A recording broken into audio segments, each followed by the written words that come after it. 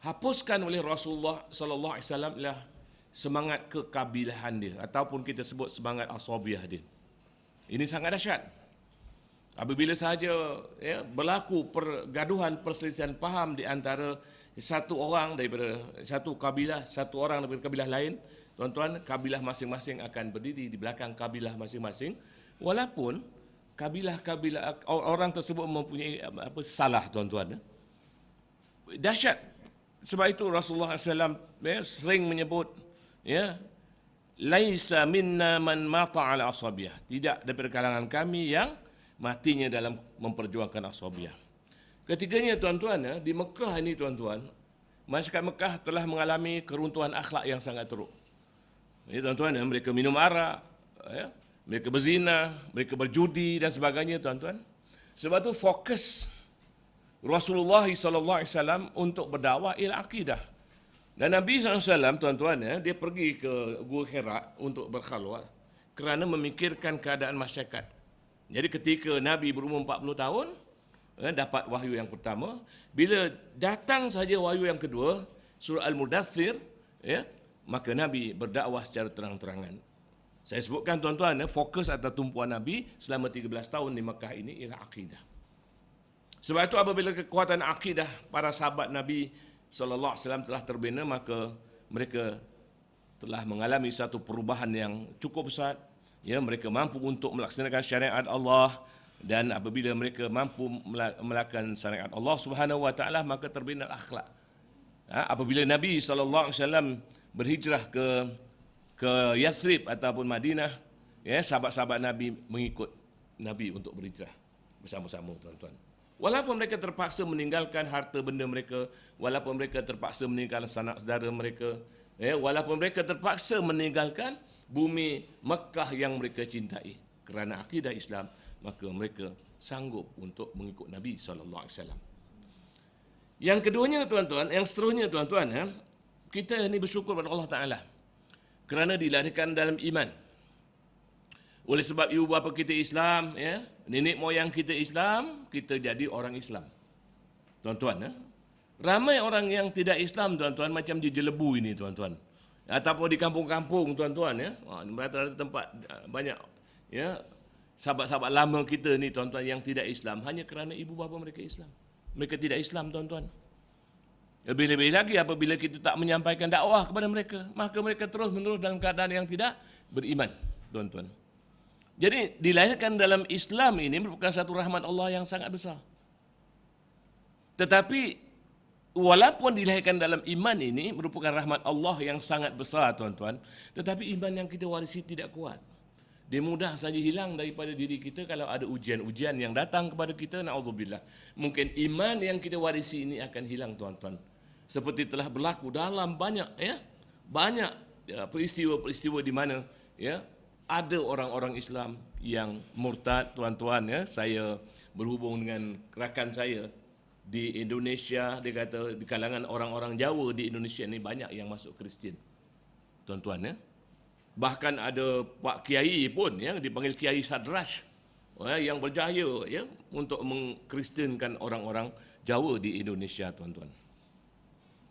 Dan kalau kita tengok di sini, tuan-tuan, ini di antara mereka yang telah murtad dan menganut agama Kristian, tuan-tuan. Satu lagi masalah yang cukup besar sekarang, mungkin kita sedar, mungkin tak sedar, tuan-tuan, ramainya anak-anak Melayu, orang-orang Islam yang dilahirkan dalam Islam, tuan-tuan, menjadi manusia yang tidak percayakan adanya Tuhan Pencipta. Mereka jadi ateis, tuan-tuan. Mereka tidak percayakan adanya Tuhan, bahkan mereka berani untuk menunjukkan muka-muka mereka di hadapan kamera, tuan-tuan. Ini satu persoalan yang sangat besar, tuan-tuan, yang perlu kita selesaikan, tuan, dalam masyarakat kita sekarang ini. Sebab itu, tuan-tuan, iman yang kita warisi ini perlu diperkukuhkan dengan bukti, dengan dalil, dengan hujah. Bila hujah wal dalil wal burhan, tuan-tuan. Jadi bagaimana caranya, tuan-tuan? Pertama sekali, tuan-tuan, kita tengok carta akidah ni, tuan-tuan. Bila saya bercakap tentang akidah, akidah ni ada 4 bahagian. Yang pertama yang disebut ilahiyah, Tuhan itu ada. Apa buktinya Tuhan itu ada? Ramai orang yang tak percayakan adanya Tuhan sejak zaman dulu lagi, tuan-tuan. Ada orang mengatakan, aku tidak akan percayakan Tuhan kalau aku tidak dapat tengok Tuhan. Contohnya, tuan-tuan. Kemudian kita tengok yang keduanya ialah perkara sam'iyat, perkara-perkara yang diceritakan oleh Quran, diceritakan oleh hadis Nabi, yang mana kita tidak boleh bagi dalil akal. Seperti hari kebangkitan semula. Mana ada dalil akal ni, tuan-tuan? Adanya padang mahsyar, mana ada dalil akal? Adanya sirat, mana ada dalil akal? Tuan-tuan, ada syurga, ada neraka, mana ada dalil akal? Tak ada, tuan-tuan. Itu adalah perkara-perkara sam'iyat. Kemudian kita tengok yang ketiga ialah nubuwah, kenabian. Nabi-nabi dari sejak zaman Nabi Adam AS sampai Nabi Muhammad SAW. Tidak ada lagi Nabi selepas Nabi SAW, tuan-tuan. Kemudian yang keempat ialah ghaibiyat, perkara-perkara yang gaib, tuan-tuan. Perkara-perkara yang gaib ini, tuan-tuan, seperti adanya iblis, adanya jin, adanya syaitan dan sebagainya, ia juga tidak boleh dibuktikan dengan akal. Kejap, tuan-tuan, ini penting ni.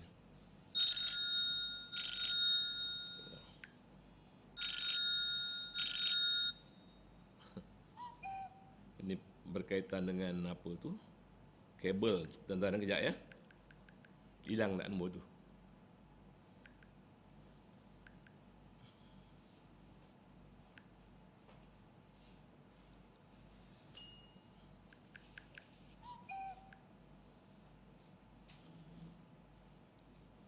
Macam mana boleh tutup sekejap, saya nak call tuan. Tutup sekejap.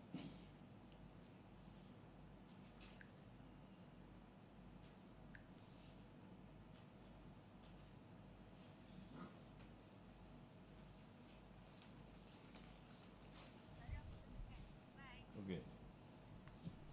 Minta maaf, tuan-tuan. Yang online tu pun saya minta maaf. Ada masalah kabel.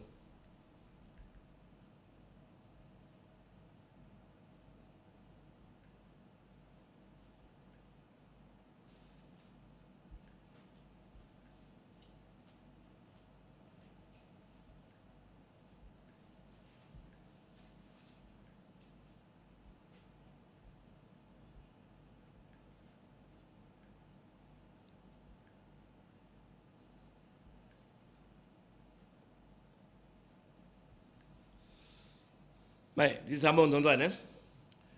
Jadi ini kalau tuan-tuan perhatikan persoalan tentang agama kita, tuan-tuan, tentang akidah ini ada 4 bahagian ni. Saya rujuk daripada kitab Hasan Al-Banna Hasan Al-Banna rahimahullah dalam kitabnya Al-Aqaid. Ada 4 bahagian akidah ni. Uluhiyah atau ilahiyah, sam'iyat, nubuwah dan ghaibiyat.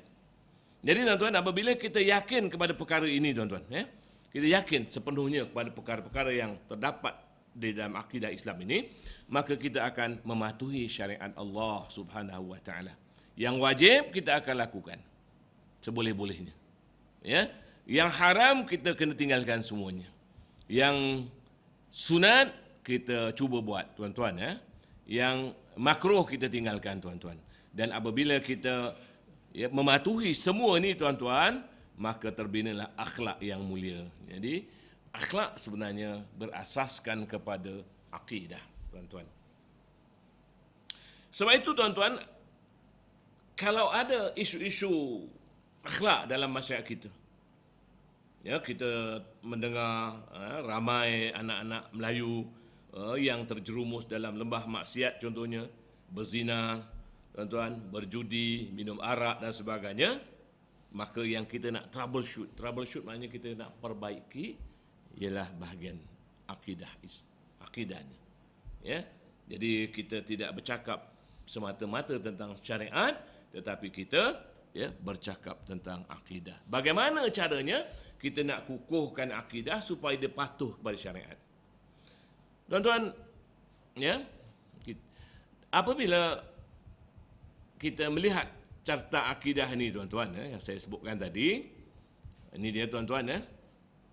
Saya sebutkan tadi, tuan-tuan, bahagian ini, yang atas ni, tuan-tuan, ilahiyah dan nubuwah, kita boleh hujah, kita boleh debat.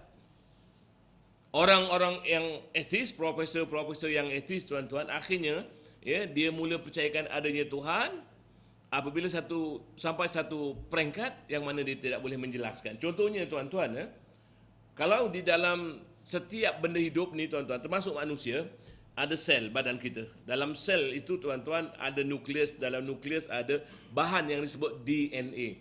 Semua orang yang belajar tentang DNA tahu bahawa DNA ini adalah satu sebahtian, satu bahan yang sangat kompleks. Kompleks mana yang sangat susah lah tuan-tuan untuk dicipta. Jadi kalau nak buat DNA baru, bahawa bahan pewarisan yang baru ni tuan-tuan, dia kena DNA yang lama. Jadi persoalan yang timbul dalam minda seorang profesor namanya Dean Kenyon, Profesor Dean Kenyon, seorang yang ateis yang tak percayakan adanya Tuhan, dia kata DNA yang pertama tu macam mana terjadi? Begitu juga tuan-tuan, ada saintis-saintis yang membuat kajian tentang bagaimana alam ini terbentuk. Alam ini terbentuk terjadi dengan satu titik permulaan yang disebut Big Bang. Big Bang, mereka mengatakan ia bermula dengan Big Bang, dan mereka terus mengkaji apa yang ada sebelum Big Bang. Dan akhirnya dia kata benda ni boleh muncul daripada benda yang tidak ada. Ya, kalau tuan-tuan